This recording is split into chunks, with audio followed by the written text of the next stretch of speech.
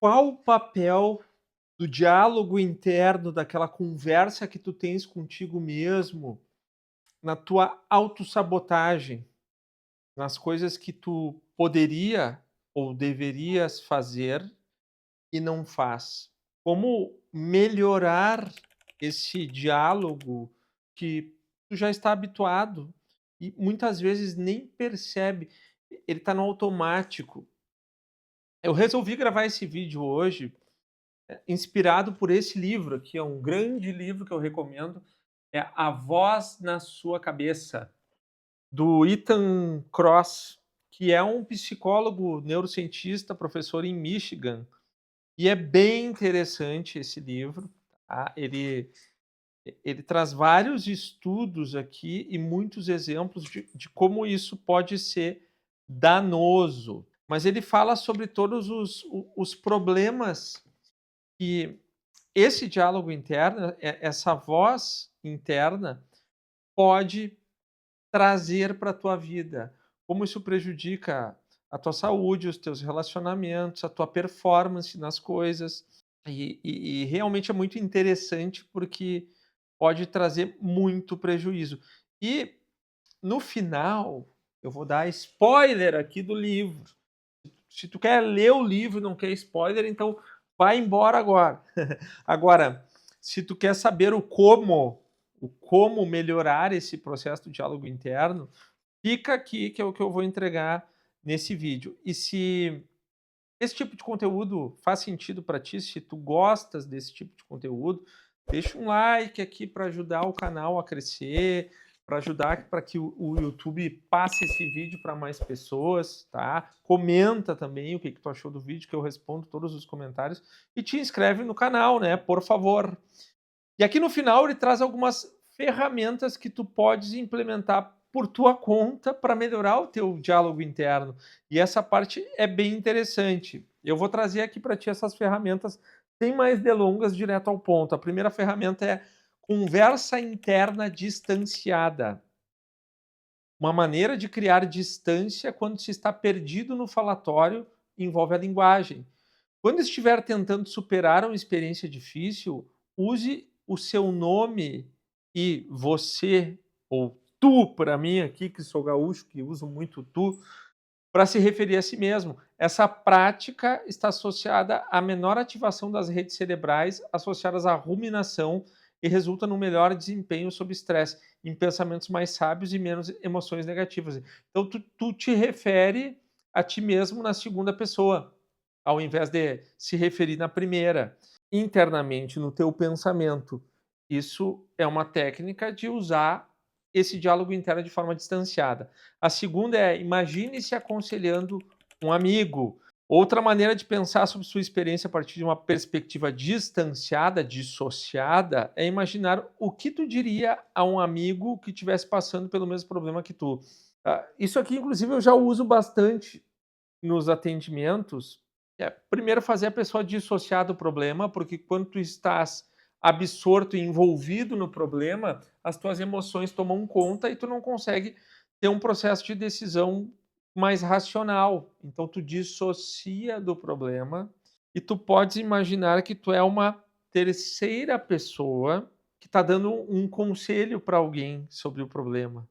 Tu pode até afastar um pouquinho mais, ser uma quarta pessoa que era melhor que a terceira ainda para dar um pitaco sobre aquele assunto. Então, se distanciar e imaginar, se um amigo teu estivesse passando pela mesma situação, como tu aconselharias ele?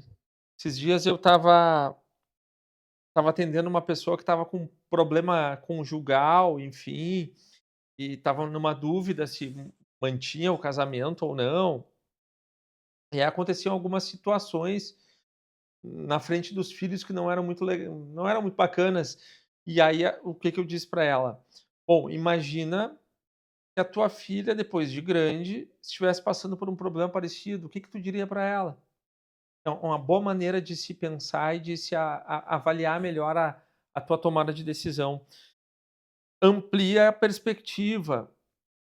Para fazer isso, pense em como a experiência que o preocupa se compara com outros eventos adversos pelos quais tu mesmo ou outras pessoas já passaram, e como se encaixa no esquema mais abrangente da tua vida e do mundo, e como com gente que tu admira, né, como pessoas que tu admira reagiriam à mesma situação.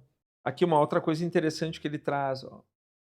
Reinterprete a resposta do seu corpo ao falatório.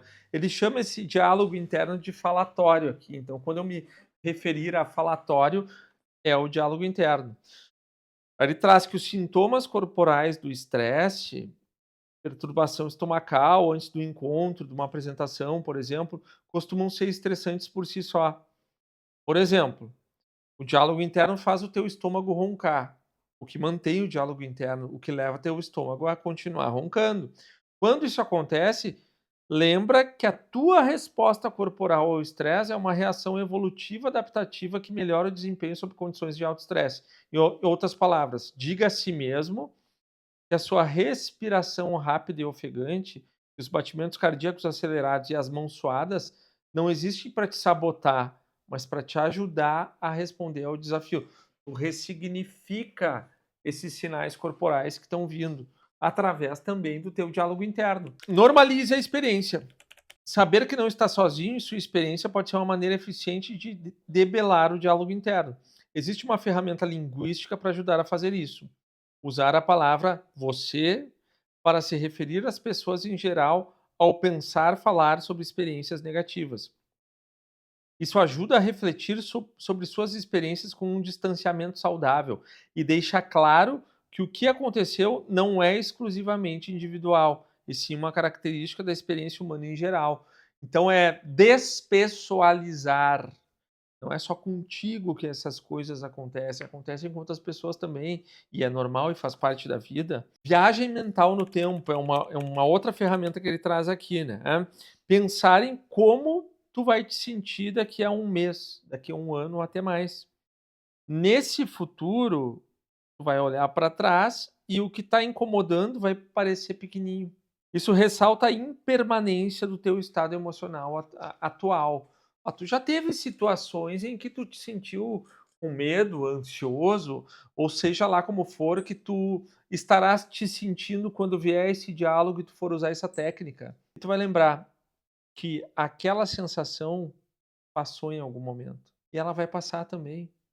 E vai chegar um momento na tua vida em que tu vai estar mais tranquilo.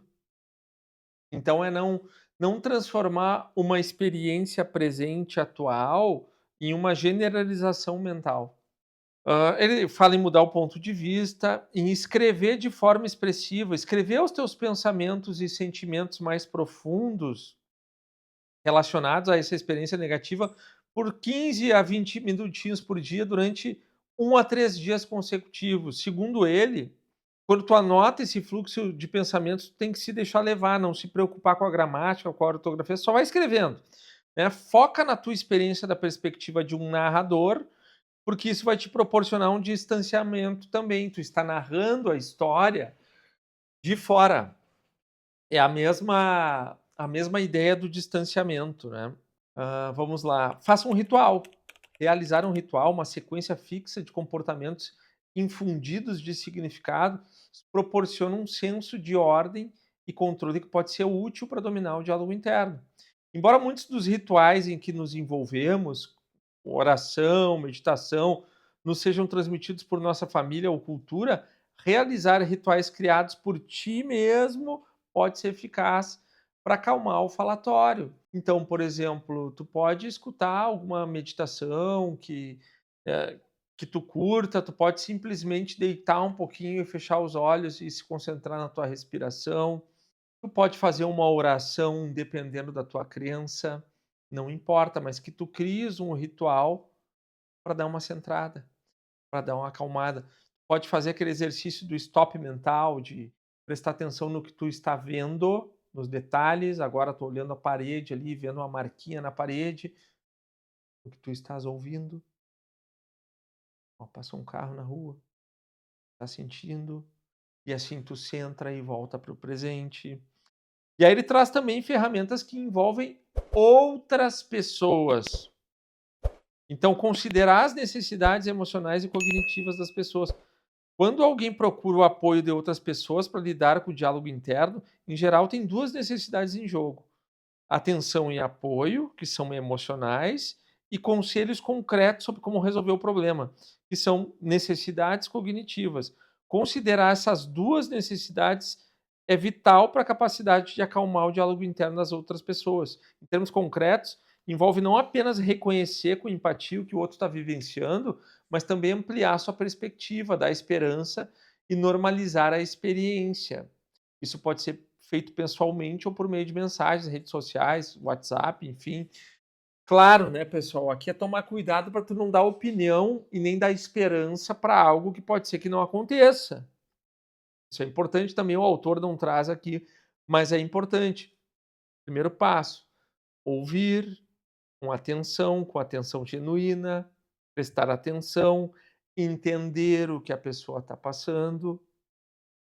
E se tu tiver conhecimento e capacidade para tal, aí sim tu sugestiona caminhos de melhoria.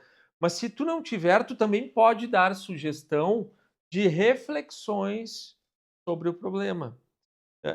Dessas maneiras de mudar a perspectiva, de dissociar, tu pode ensinar isso para alguém que está com um problema desse tipo também. Criar uma rede de conselheiros, isso aqui é muito legal, e tem outro livro que eu gosto bastante, que é o Princípios, do Ray Dalio, que até anos atrás eu fiz uma série de vídeos sobre esse livro, que ele fala de tu ter um conselho de pessoas, pelo menos 3 pessoas que tu confias muito e que têm discernimento e maturidade para dar opinião que não seja completamente enviesada nas tuas coisas. E que tu, de vez em quando tu tens algum problema, é como um conselho de empresa, mas vai ser o teu conselho. Quando tu tens algum problema, tu vai reunir esse conselho, tu vai conversar com essas pessoas e tu vai pedir uma triangulação de opiniões. 3 pessoas ali, cada um traz a sua opinião, tu vai ter novas perspectivas sobre aquele assunto, vai ser melhor de tu tomar uma decisão. "Ah, Félix, eu não tenho essas pessoas". Cria um conselho imaginário. Eu tenho meu conselho imaginário aqui, eu coloco lá o Platão, eu coloco o Sócrates, eu coloco o Marco Aurélio para debater o meu problema. E dependendo do problema, eu posso colocar um Jung, eu posso colocar um Freud, eu posso colocar um Aaron Beck, eu posso colocar um Skinner, se for uma coisa mais de análise do comportamento. E aí eu imagino como seria a conversa desses senhores acerca desse assunto. E dali eu também posso tirar alguma conclusão, alguma ideia nova, né? Fala também, tu pode fazer o ritual também com outras pessoas e ensinar o ritual para elas. E agora, ferramentas que envolvem o ambiente, isso aqui é bem importante. Organiza o ambiente. Quando o teu diálogo interno surge, é como se tu estivesse perdendo o controle, né? Então, quando isso acontece, tu pode aumentar a sensação de controle colocando ordem nas coisas ao teu redor. Eu vou arrumar as coisas, vou organizar minha sala aqui, vou organizar o meu ambiente, e essa ordem também vai colocar um pouco em ordem os teus pensamentos. Otimizar seu espaço em casa ou no trabalho, fazer uma lista, arranjar os diferentes objetos que o cercam são exemplos comuns. Encontre a sua maneira de organizar o seu espaço que o ajude a ter uma sensação de ordem. Exponha-se mais a espaços verdes. Se tu tiver a oportunidade, vai para a natureza, pisa na grama, vai para o mato, porque isso é importante. Se não for possível, tu pode assistir um vídeo de natureza, vai lá e assiste um National Geographic, enfim, observa uma fotografia, uma paisagem verde, ou até mesmo ouvir uma gravação de sons da natureza. Vai ajudar a acalmar, tá? Então, tu pode, inclusive, rodear o espaço que tu tens. Antes eu tinha mais plantinhas, aqui eu tenho que trazer plantinhas de volta aqui, porque isso também ajuda, tá? Isso aqui é um psicólogo, neurocientista, professor de uma universidade que está falando. Procure experiências arrebatadoras. O arrebatamento nos possibilita transcender nossas preocupações atuais ao colocar os problemas em perspectiva. Obviamente, as experiências arrebatadoras variam de pessoas para pessoas. Para algumas é apreciar uma paisagem deslumbrante. Para outras é lembrar de uma criança realizando um feito incrível ou pode ser contemplar uma obra de arte notável. O exercício da contemplação, gente, é muito importante. Para contemplar alguma coisa. Vou contemplar o céu que está bonito hoje, está um dia friozinho aqui, uns 12 graus e está um céu azul. Eu tenho árvores aqui onde eu olho, eu posso contemplar isso, eu posso contemplar o Freud, o Sêneca, que estão aqui deitados, dormindo, porque eles só dormem, esses cachorros, né? Freud, acorda. Eles só dormem, mas tudo bem. Então, exercitar a contemplação. Descubra o que inspira um sentimento de arrebatamento em você e procure cultivar essa emoção quando perceber que seu diálogo interno está em parafuso. Também pode pensar em criar espaços ao seu redor que suscitem sentimentos de arrebatamento cada vez que olha para eles. Então, o ambiente também é importante. Resumindo aqui, ó, quando tu perceber que o teu diálogo interno está querendo te sabotar, muda a perspectiva, dissocia, imagina como tu aconselharia um amigo que está passando por isso. Imagina que outra pessoa que é um especialista em resolver esse tipo de situação está conversando contigo, o que ele te diria? Então, muda a perspectiva, melhora o ambiente, organiza o ambiente, se possível, muda o ambiente, vai para um ambiente melhor. Controla os teus sentidos, o que tu vê, o que tu ouve, o que tu sente. Tudo isso vai ajudar a melhorar o teu diálogo interno que pode estar te sabotando. Gostou desse vídeo? Compartilha com quem merece, te inscreve aqui no canal, deixa teu comentário que eu vou responder a todos. Bem, persuasão interna, a habilidade de convencer a si mesmo a fazer o que é preciso, mesmo quando tu não tens vontade. Tu só encontras aqui. Um forte abraço.